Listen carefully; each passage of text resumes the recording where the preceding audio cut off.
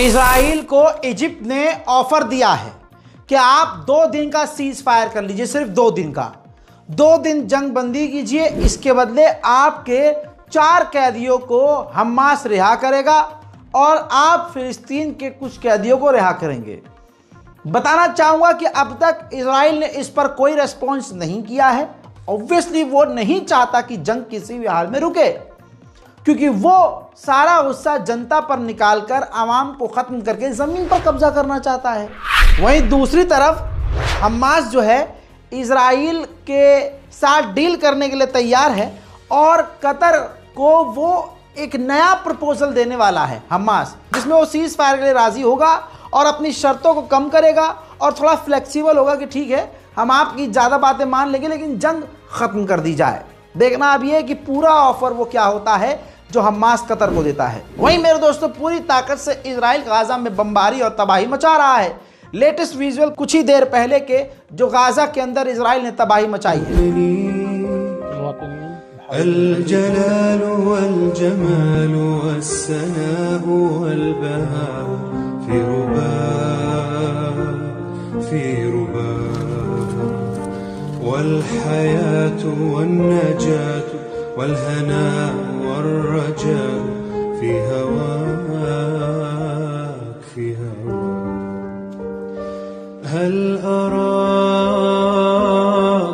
أراك سالما منعما وغانما مكرما سالما منعما وغانما مكرما هل أراك في علاك تبلغ السماك موطني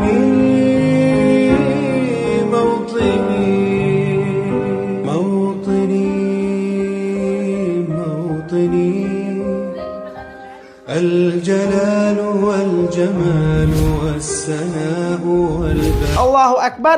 Indonesian hospital में Israel ने इन 2 बच्चों को बमबारी करके कत्ल कर दिया है गाजा में। मेरे दोस्तों यूएन ने साफ तौर से कहा कि हमारी आंखों के सामने गाजा में लोग मारे जा रहे हैं, हजारों की तादाद में बच्चे, लाखों की तादाद में आवाम मिट रही है, मर रही है, लेकिन हम कुछ नहीं कर पा रहे हैं। मेरे दोस्तों ये भीड़ आप देखिए, बेकरी के बाहर जैसे तैसे किसी बेकरी ने सामान इकट्ठा किया, अनाज इकट्ठा किया और ब्रेड बनाई। अब वो बांटने के लिए समय जब होने वाला था तो हजारों की तादाद में गाजा के भूखे लोग इकट्ठा हो गए। अब इस भीड़ को देखकर आप समझ सकते हैं कि गाजा में भुखमरी का क्या आलम है। आप जर्मनी की नीचता को देखते हुए थक गए होंगे, लेकिन वो नीचता दिखाते दिखाते नहीं थक रहा है। इस पोस्टर को देखिए, जर्मनी के अंदर फिलिस्तीनी बच्चों के लिए एक आर्ट एग्जीबिशन होने वाला था, बच्चों के लिए, फिलिस्तीनी बच्चों के लिए। दोस्तों उस आर्ट एग्जीबिशन को जर्मनी ने कैंसिल कर दिया। डर था कि कहीं इसमें भी फिलिस्तीन का, ऑब्वियसली फिलिस्तीन का नाम दिखाकर फिलिस्तीन के अंदर, गज्जा के अंदर जो कुछ हो रहा है आर्ट के जरिए दुनिया को सच न दिखा दिया जाए। वहीं इजराइल के सैनिकों ने अब पूरे गांव को ही कैदी बनाना शुरू कर दिया है।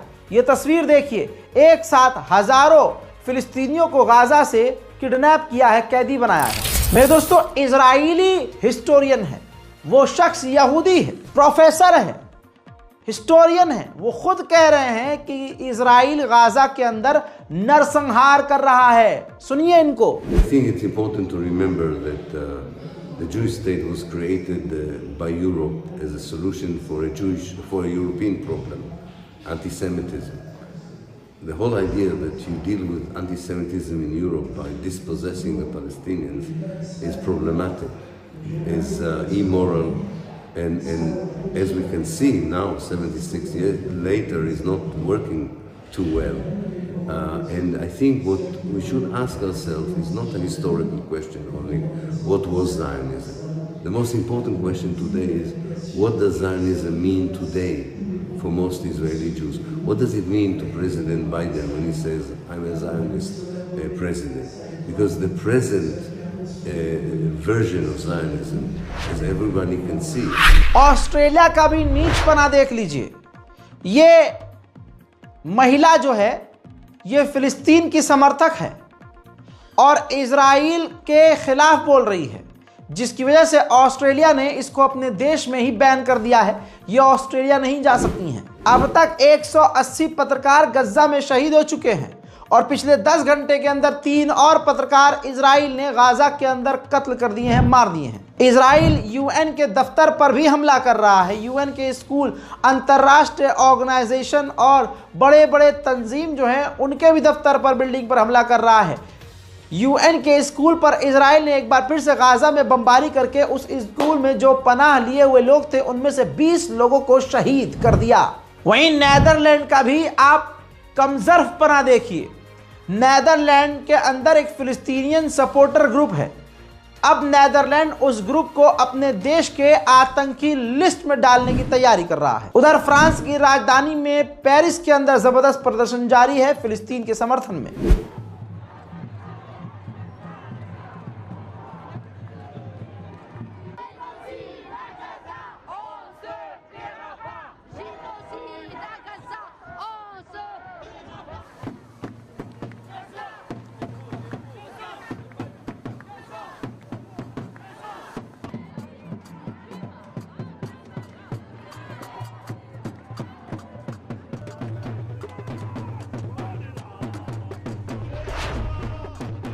ठीक इसी तरह से नॉर्वे में भी अंग्रेज सड़क पर हैं और फिलिस्तीन की आवाज उठा रहे हैं।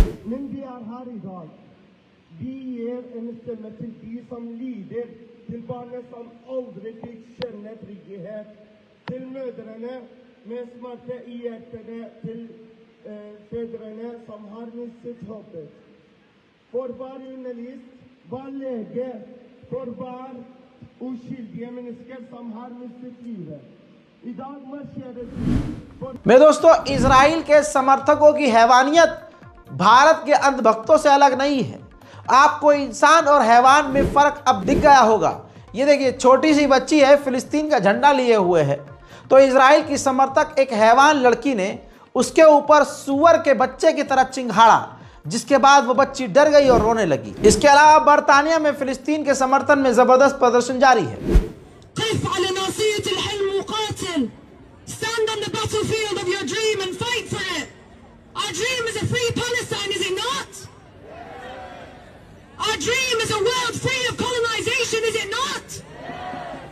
Tell me, is it not our dream to rid this earth of corruption, of Zionist and Western pursuit of power?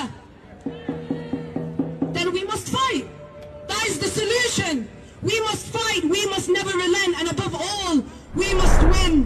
वहीं मेरे दोस्तों, अमेरिका का राष्ट्रपति भी अब जगह जगह जलील हो रहा है। बाइडेन दे रहे थे स्पीच, वहीं पर उनको इंटरप्ट किया गया, रोका गया, कहा कि आप जेनोसाइड के सपोर्टर हो, आप जेनोसाइड को चुपचाप कैसे सपोर्ट कर सकते हो और जेनोसाइड पर एक चुपके से माफी कैसे मांग सकते हो? आप ये जेनोसाइड करवाने वाले जेनोसाइडर हो। देखिए,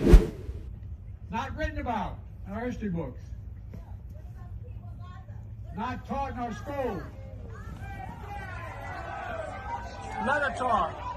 Let her talk.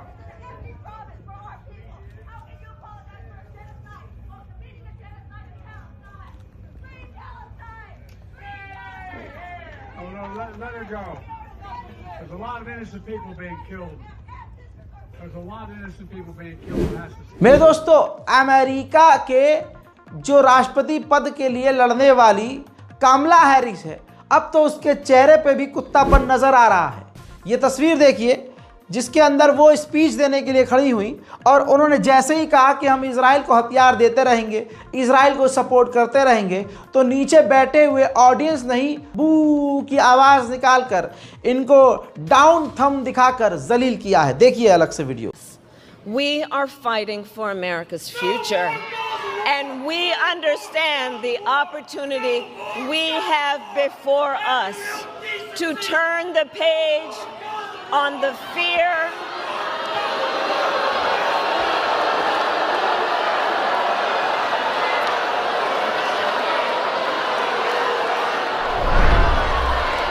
अब आप समझ सकते हैं, आवाम कह रही है कि इजराइल का साथ मत दो, लेकिन इसके बावजूद नेता, अभिनेता, राष्ट्रपति, प्रधानमंत्री अगर इजराइल का साथ दे रहे हैं तो वो कुछ इसलिए क्योंकि इजराइल के पास इंटेलिजेंस है, इजराइल के पास खूब सारी फंडिंग है, इजराइल के पास अच्छे जासूस हैं।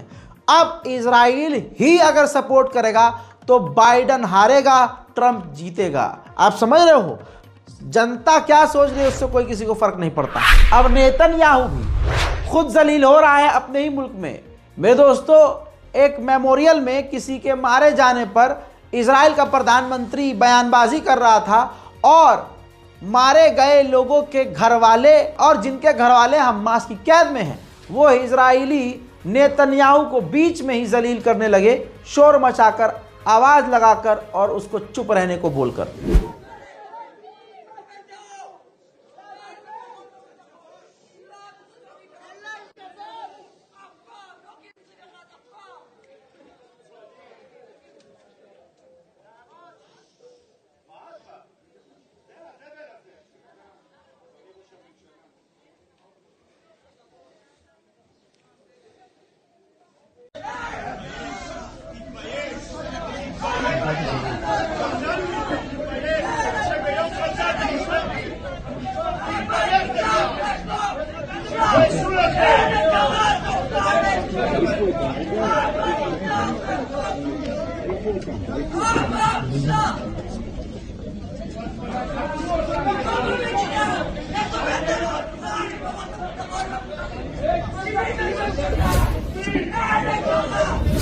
लॉस एंजलिस टाइम्स, अमेरिका का एक बहुत बड़ा अखबार, उनकी ऑनर ने कहा है कि हमने कामला हैरिस को इसलिए सपोर्ट नहीं किया क्योंकि गज़ा के अंदर जेनोसाइड हो रहा है और ये हम देख रहे हैं और हम जेनोसाइड के खिलाफ हैं। उधर इजराइल पूरी ताकत से लेबनान पर भी हमला कर रहा है। लेबनान के ऊपर जो खतरनाक हमले किए, आइए उसके लाइव मंजर मैं आपको दिखा दूं।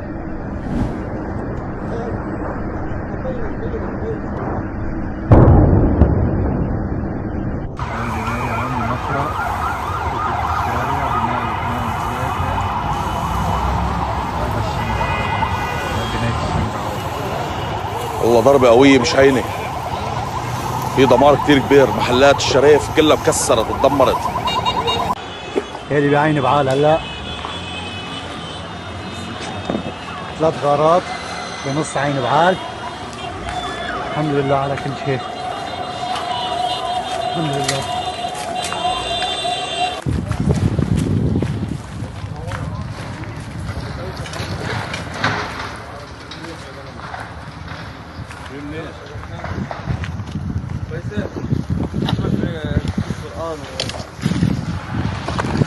كويسة.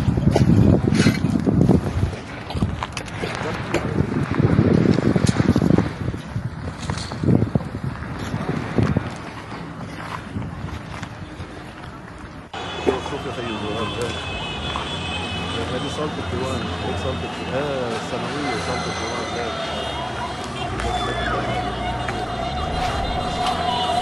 आइए मैं आपको लेबनान का एक और अपडेट देता हूं। सैटेलाइट तस्वीरों से खुलासा खुद देख लीजिए। लेबनान के अंदर इजराइल ने 6 गांवों को पूरी तरह से मिटा दिया है। हस्बी अल्लाह व निअमल वकील। वही लेबनान में इजराइल के सैनिक हमला कर कर के नाच और गा रहे हैं और खुद वीडियो सोशल मीडिया पर पोस्ट कर रहे हैं।